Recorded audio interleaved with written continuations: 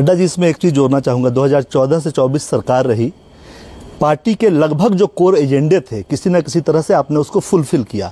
Party बड़ी है, लोगों की आकांक्षाएं भी बढ़ी है। ऐसे में अब आगे का कोर एजेंडा क्या होगा पार्टी का? देखिए, सबसे पहली बात तो है, मूल एजेंडा है देश को विकसित भारत के संकल्प को पूरा करना। विकसित भारत के संकल्प में क्या आता है? इंफ्रास्ट्रक्चर आता है, इकोनॉमी आती है, उसमें बूमिंग ऑफ इकोनॉमी के साथ साथ सिक्योरिटी का इशू आता है।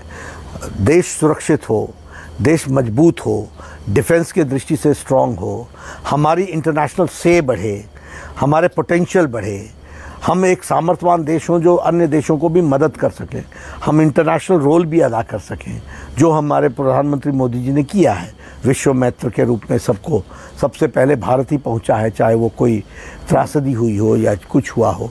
तो ये सब चीज़ें हमारे एजेंडा हैं, इसको हम कंटिन्यूअसली आगे बढ़ाएंगे। और इसके साथ साथ जिससे भारत मजबूत होता हो, वो सारा एजेंडा भारतीय जनता पार्टी का है।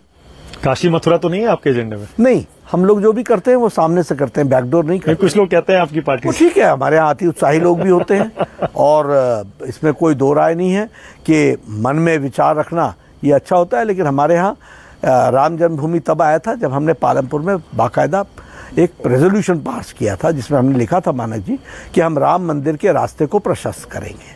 और जो पीएम ध्यान लगाने गए उसके बारे में आपकी क्या राय? विपक्ष कह रहा है तो पीआर है, पीआर। ऐसा है, क्या कहें, अब ये जो गैर सनातनी तरीके से सोचते हों और जो जिनको कोई अध्यात्म की दुनिया का ABCD नहीं पता हो, वो क्या जाने ध्यान क्या होता है, वो क्या जाने आध्यात्मिक पुनर्जागरण क्या होता है, वो क्या जाने आध्यात्मिक रिसर्जेंस कैसे होती है।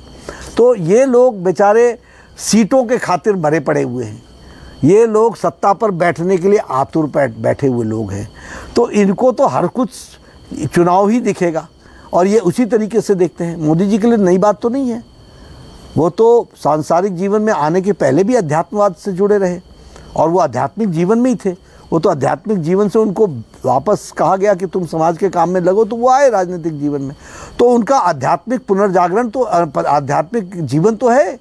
और उन्होंने ये आखिर केदार धाम का रेनोवेशन किसी और नेता ने क्यों नहीं किया?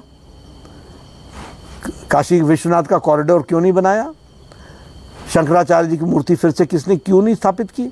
महाकाल का कॉरिडोर क्यों नहीं बनाया? प्रसाद योजना क्यों नहीं चलाई? तुम क्या जानो कि भारत की आत्मा कहाँ बसती है? आप तो, अब मैं कहना नहीं चाहते हो, सुपरफिशियल लोग हो, आपकी कोई थॉट प्रोसेस थोड़ी ना है।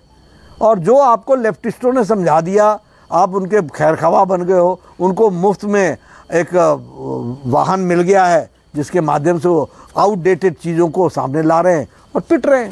Nadda ji, thank you so much news 24 पर आने के लिए। बहुत बहुत धन्यवाद। बहुत धन्यवाद।